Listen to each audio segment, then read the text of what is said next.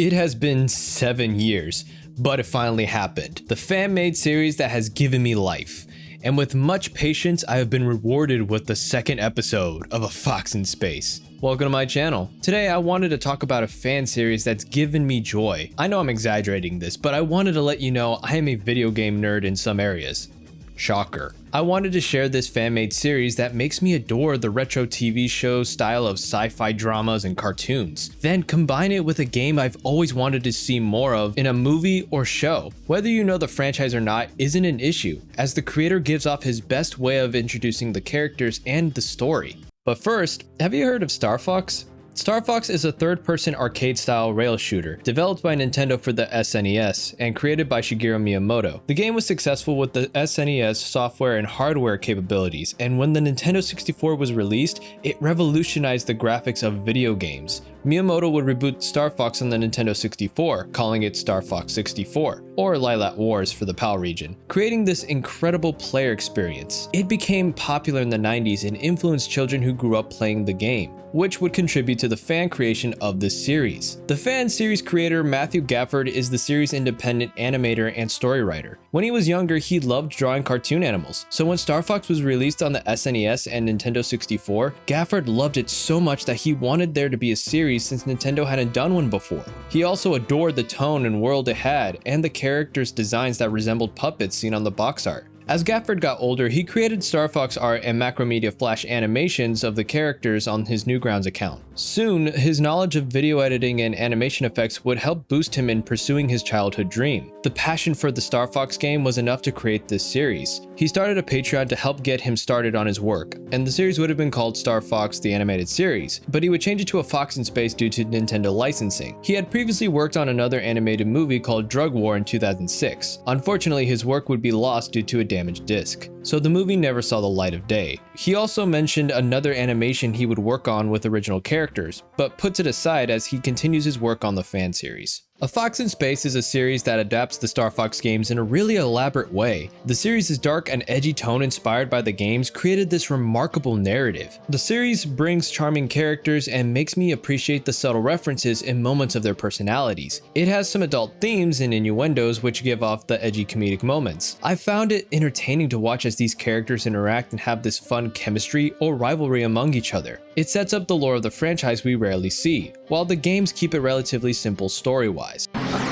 Do a barrel roll! The animation speaks for itself, as Gafford fully animates these characters using Adobe Illustrator and Adobe Animates for the animation and dialogue of the characters. In 2016, the first episode of A Fox in Space was incredible, as it set an impression, world building, and classic style of TV shows or movies like this futuristic noir combined with Star Trek and Blade Runner, while staying faithful to the source material. Gafford's work has improved throughout the years and continues to become better, while everyone praises the incredible work that was shown. After the first episode's release, Gafford would ask for additional help for his following episode. At the time, Gafford did most of the work until he got the support he needed, but he would run into issues for a particular scene. If you noticed before, Gafford had a location for the characters to be on a train. However, he couldn't animate it the way he envisioned and was appointed to the next best thing, Maya, a software to help animate 3D objects and scenes for his characters. Then Blender came out as the newest best thing, and Gafford said screw it and became satisfied with the latest software, which had given him a delay in his second episode. With Blender, he was able to create backgrounds, while using more fundamental methods of animating to save time.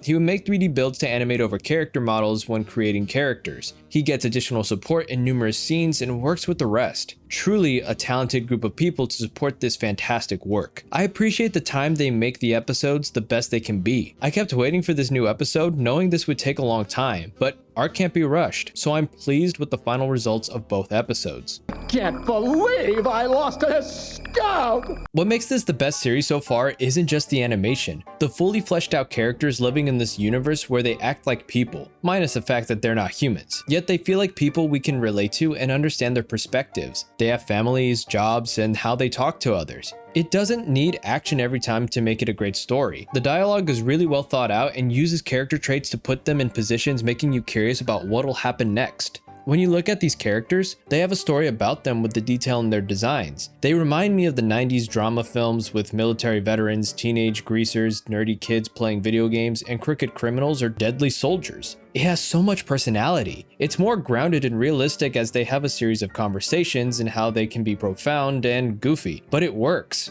And it's better with the help of people Gafford is connected to for voice acting. Even though Gafford voices most of the characters in the series, it's also great to see other content creators join the cast of characters. The dynamic between Fox and Wolf feels more personal since Fox grew up around Wolf and had this rivalry as they got older. We don't see more of this in the new episode, but hopefully in the future we will. As for Wolf, he likes to tease Fox and acts like the older brother around him. However, in the first episode, we see that he still likes to mess with Fox, but now he has priorities that seem to distance the two. In the second episode, Peppy and James McCloud, Fox's dad, are seen as close friends as they have this old-timer partnership like they've been on numerous adventures or worked really close together, which breaks into our story of the show.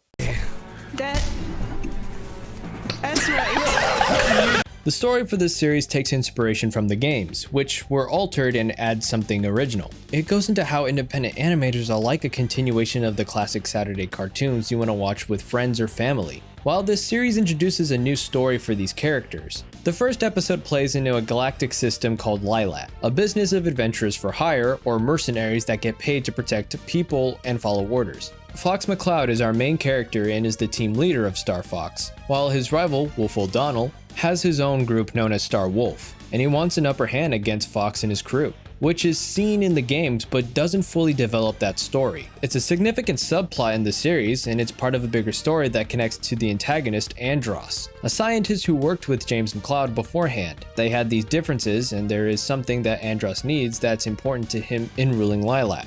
All this includes other characters that may be part of something bigger. What kind of adventures and situations will happen to Star Fox? The fun moments and references you get from the series and Easter eggs is impressive. So far with the cast, I like Gafford's versions of the Star Fox crew and how they all act around each other, while I would love to see more of their interactions in future episodes and see what else they can offer. I won't give you too much since you can watch it and support Gafford's work on YouTube and Patreon. I can still say how excellent his work is and how entertaining it is to see these characters and how animated they are. And it is a definite would recommend, and you should go watch it. As Gafford is still underway for the third episode, he's also done some side projects that make me adore his creativity and humor. He might be including the idea of puppets as shorts or intermissions for future episodes, or possibly a spin-off of his own. I can't confirm his intentions, I just admire his work, while he continues to work very hard on this show for us and to achieve his childhood dream of a Star Fox series he's always wanted.